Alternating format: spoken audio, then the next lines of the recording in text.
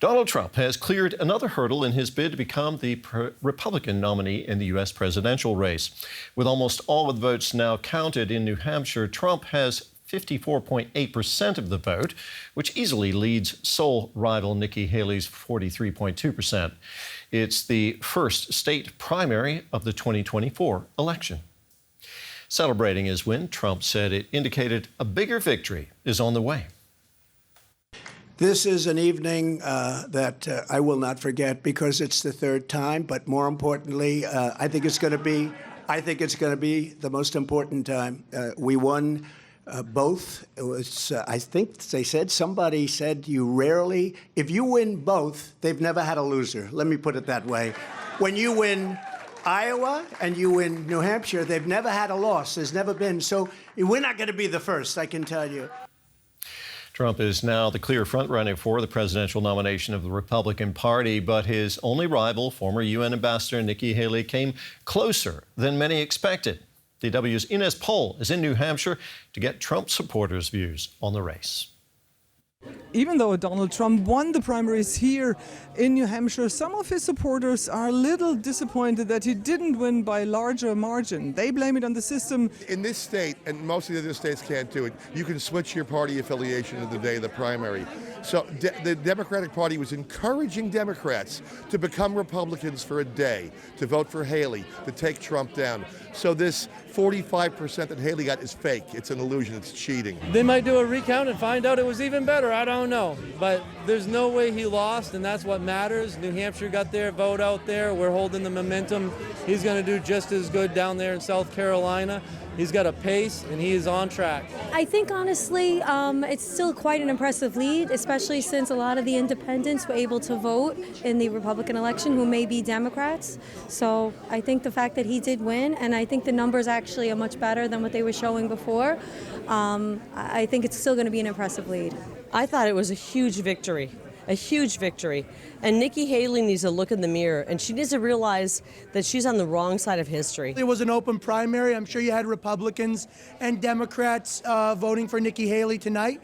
But I think a win is a win, no matter how small. Let's carry it on to Nevada and on to the general.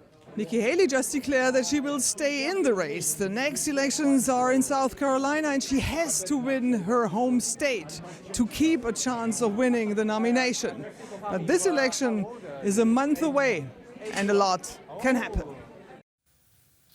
And Nikki Haley, who is the former governor of South Carolina, says she's continuing her White House bid despite her defeat in New Hampshire.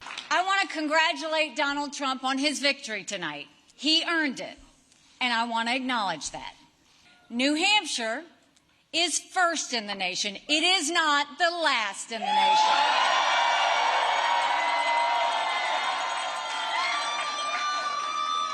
This race is far from over. There are dozens of states left to go. Well, New Hampshire was widely considered one of Nikki Haley's best shots at winning against Trump in a primary, but indeed she lost. DW's Janelle Dumon is in New Hampshire. She told me earlier what influenced the outcome of the primary. Yes, so we have been saying for days that if there was going to be an electorate that was predisposed to be receptive to Nikki Haley, then this would be it, given its large proportion of moderate voters and of undeclared voters. And in the end, Nikki Haley did manage to pull those voters, but she did not capture the core Republican voters. And Donald Trump ended up walking away with a win here in New Hampshire. Although we did note there earlier that Nikki Haley lost by a much smaller margin than originally anticipated, suggesting that her support here is actually much stronger than what had been originally polled, and that she is clearly prepared to take this experience of having been underestimated and taking it all the way to her home state of South Carolina. However, you're talking about what influenced the voters and why Donald Trump won today.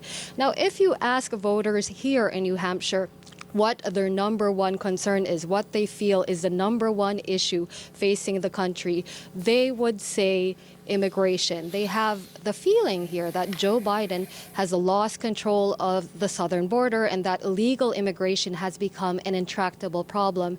And Donald Trump is the person with the answers to that problem. And in the end, what we're seeing now is that voters turned out in their numbers that appreciated Trump's stance on the border more, and that could be a large part of what explains Donald Trump's win here today. So we did see some support for Haley in that primary. She has vowed to stay in the race, Janelle. Is there any realistic path to victory for her in this presidential contest?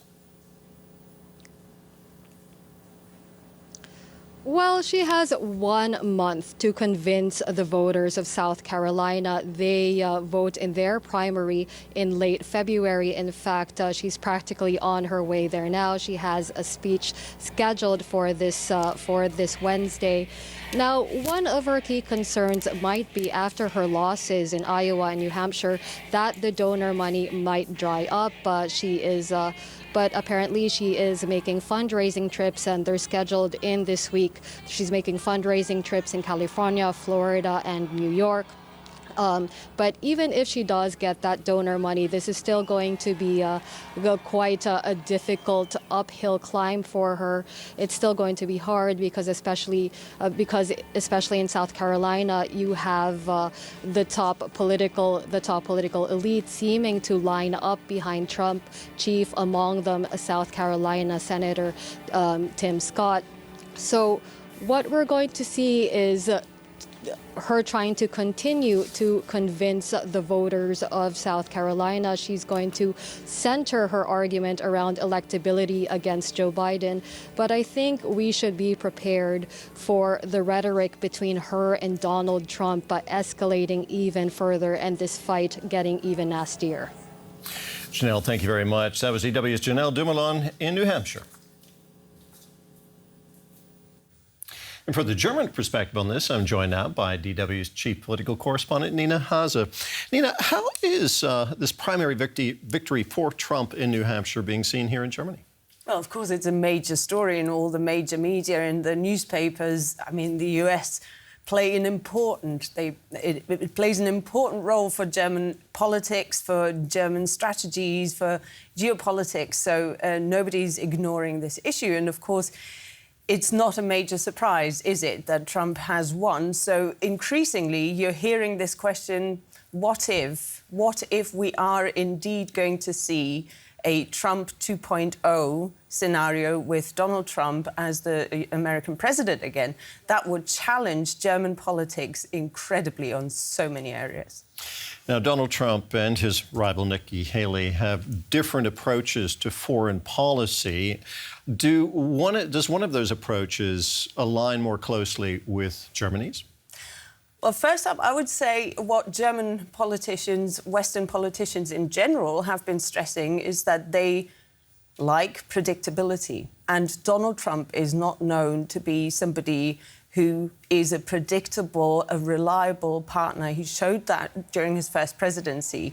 He made erratic decisions that would challenge his partners. Nobody knew how he was working. He was challenging the entire political system. They didn't know who to talk to when they wanted to talk to Washington. So this would be easier this time around because, of course, it would be the second time if Donald Trump indeed were to win in November. But in terms of content, they also are very, very clear that there are, I think they have identified 4 key areas where they say it's going to be massively challenging for German politicians because Donald Trump would possibly abandon Joe Biden's climate policies. Then we're talking about an erratic behavior when it comes to the approach with China. And then possibly also Donald Trump would stop helping Ukraine militarily and focus his efforts elsewhere. And then, of course, there's the big question, will the US stay in NATO? And this is crucial for Germany as well. Indeed. What about the polarization that we've witnessed in U.S. politics now for years? Is that also reflected in German politics in some way? You know, we're beginning to see that. We're beginning to see a rise of the far right, a rise of populism, not just in Germany, but across Europe as a whole. And so they're playing with those same tools. They're using those instruments. We saw in New Hampshire just now that Donald Trump, his voters, they don't care about all the legal proceedings. If anything, they probably boosted his standing with his followership, right? So this is something where we here in Germany have the far-right AfD party, who are also challenging the democratic institutions, trying to ridicule them and to make them feel less legitimate and only as an attack by the rulers in power against sort of an unwelcome opposition. Nina, thank you very much. Our chief political correspondent, Nina Haase.